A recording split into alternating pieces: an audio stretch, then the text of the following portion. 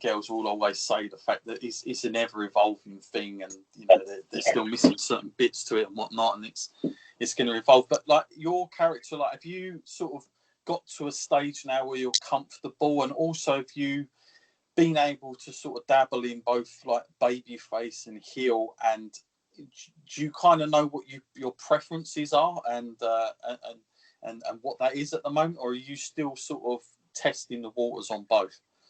No, I've done both. Like usually everywhere I'm a babyface, but at London Lucha League I was doing like more heel work. Yeah, I've read that. Yeah, I 100% prefer being a babyface. Right.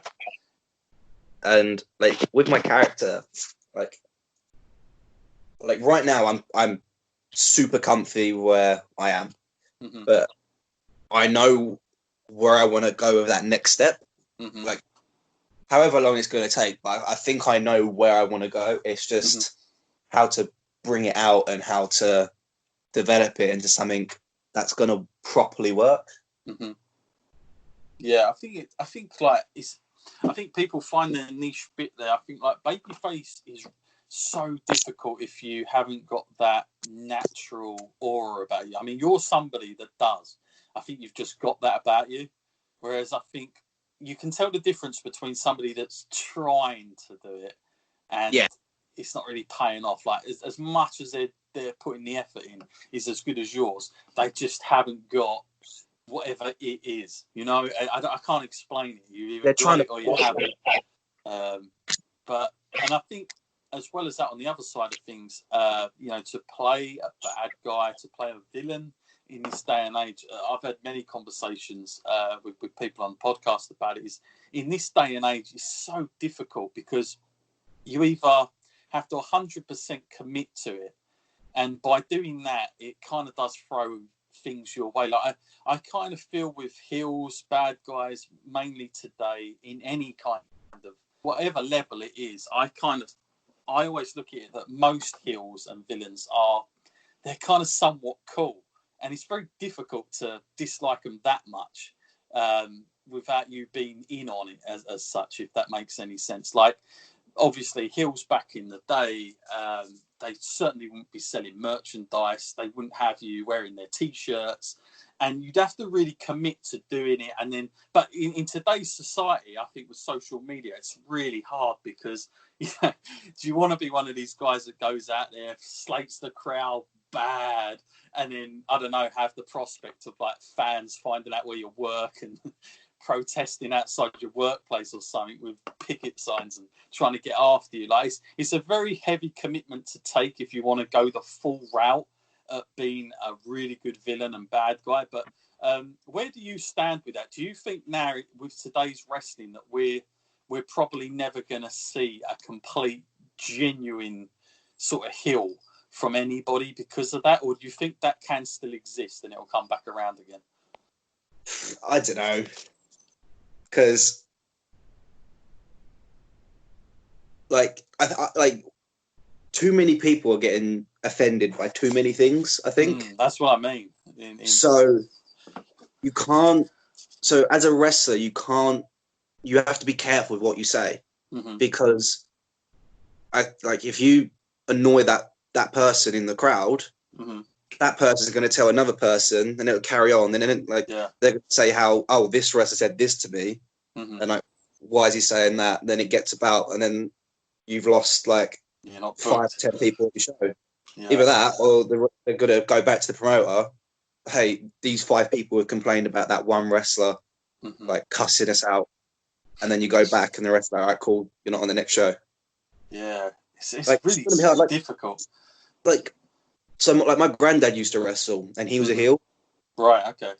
And whenever he'd tell me stories about it, he used to say like, yeah. So I used to go out there, and I used to get him to hate me. So like, why'd you get him to hate you? So because it's my job. I was like, how'd you do it? He went, however I wanted. I didn't care. And he's like, and he went, it got to the point where you'd have geezers trying to fight you, and old women or just any woman coming up to him and just slapping him around the head with their handbags and trying to whack him. Yeah. I'm pleased you brought that up, because the only reason I got into wrestling as a fan is my nan. she was a massive. She used to live in like East London, and she used to go to a lot of the World of Sports shows. And the way she describes her experience going to a show is not like mine, I can tell you. But it was literally that. Let's hit them with our handbags. You know, they took this stuff quite serious. Mick McManus, for instance, you know, kind of like, and the idea was, if you've got somebody who's hated as much as this, people will pay to watch him, hopefully at some point, get his comeuppance. That's the whole reason you keep going back, right? But yeah, I mean, with today's society, like, my podcast listeners will know this because I used to get floods and floods of emails. Do you remember when they first tried to put Roman in the key spot with WWE? And of course, it was very much regurgitated by the WWE audience. They didn't want it because they could kind of see where WWE was going and the way he was being positioned. And all my listeners would keep emailing me saying, why don't they just turn him heel? He needs to be heel. And I'd be like, if they turn him heel, you'll love him. That's the problem. I was like, at the moment, he is a heel. He's the best heel they've got because of this. Like, whether it's planned or not, there's no point turning him. He almost, to be the best heel, he has to stay as himself. It would make no sense. And I kind of feel like you have to just be a lot more. I think WWE especially and other bigger promotions have to be a little bit more creative with how they get round it. And I mean, my biggest thing, at least in Japan, they probably don't have this problem as much, but my biggest thing is like when you watch two guys going at it, and then, I don't know, like 5 minutes after, there's like a social media post and they're hugging backstage, or they're tweeting each other like, thanks for the match or something like that. And I'm like, oh, God, that's just taking me out of that, really. It's really hard.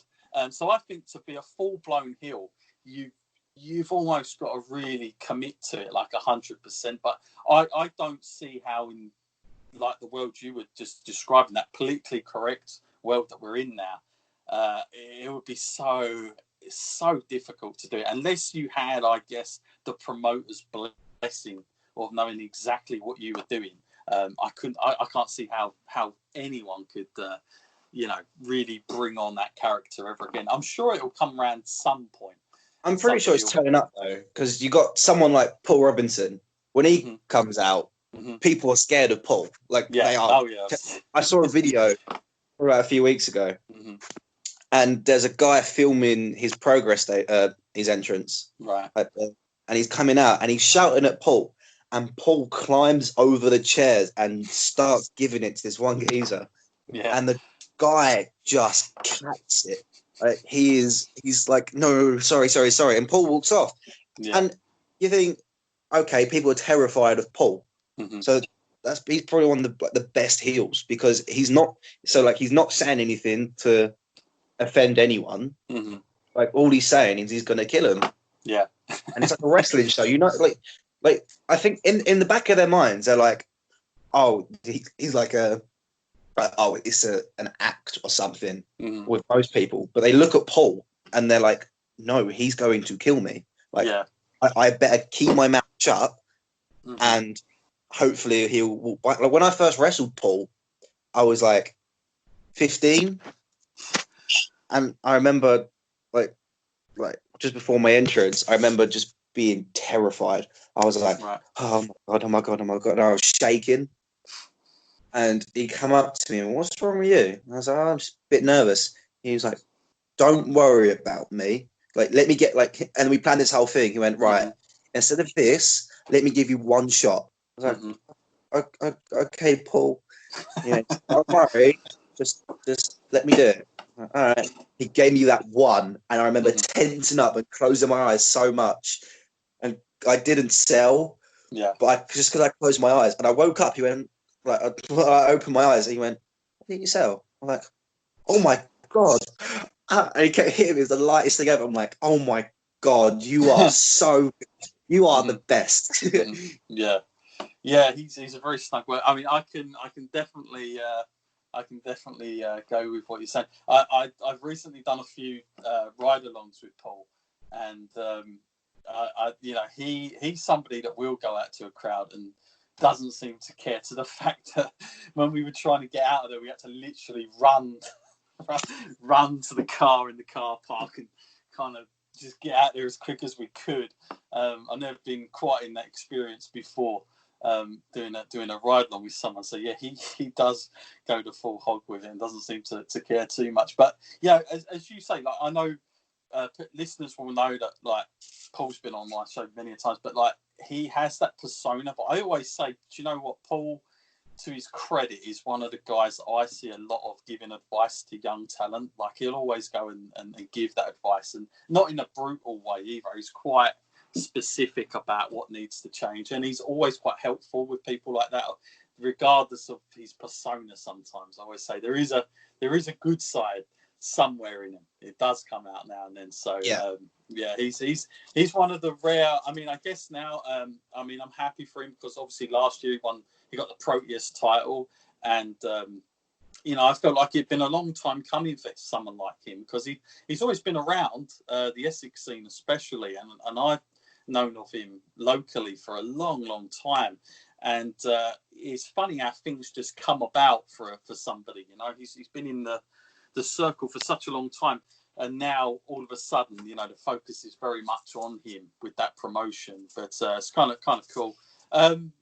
Sort of as we come to the end of this, like obviously with your training and that, have you got enough sort of like equipment indoors to be still doing stuff within isolation, or are you having to adapt and doing the? I don't know if you followed somebody like Jody Fleisch, but my God, I've been watching some of his videos on social media, and he's bouncing off his kitchen and going into his lounge, doing stuff off his sofa, and I'm like, oh my God.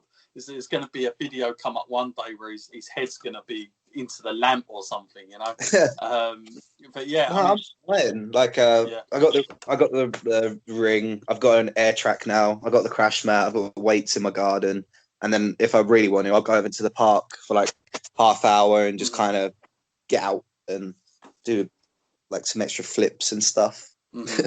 Yeah, I think you got to. I mean, your like style, it is quite sort of, I'd say, high flying, but also, you know, you've got this other side of you as well. Like, where do you prefer to have an all-round balanced side to your as a wrestler, or do you prefer to focus on like having a very certain specific style? Like, where do you lie with that? Is that more to the promotion you're working in and the opponent, or do you prefer to be known as sort of one style? I don't know. I just think have fun and do what you want. But it comes to a point where it's like, okay, you wouldn't see me like end up doing power bombs on someone.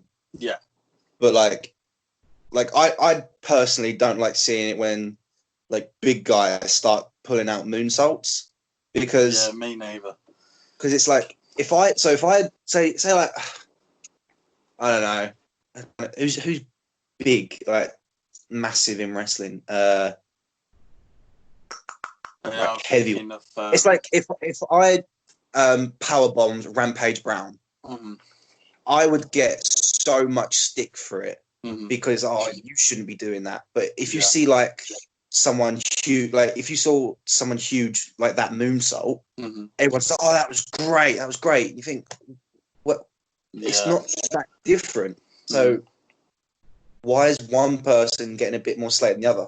Because I was speaking to like the Flippy kids about it. It's just like me, Maverick Mayhew, Joe Lando, Danny Black, and we was just kind of talking about that back and forth. Because like we enjoy doing the flips, mm-hmm. but we just don't want to flip. Yeah. Because I was like, when I first started, from like 7 to like 14, I was a tech wrestler. Right. What I'd done was like World of Sport, old school British. So I was like doing, in training, we was doing like British round matches. And then it was only when I started watching like Japan, like Will versus Ricochet, mm-hmm. I'd going out like on a trampoline or something and doing the flips. Yeah. Yeah, no, I suppose, you know, I get what you're saying. I do think there is a thing for that. I mean, me personally, I really dislike seeing like super sort of giant guys do too much, just because I think like less is more, and you can really build around somebody more like that. But when you start having guys that at that size, it kind of shows everything up a little bit too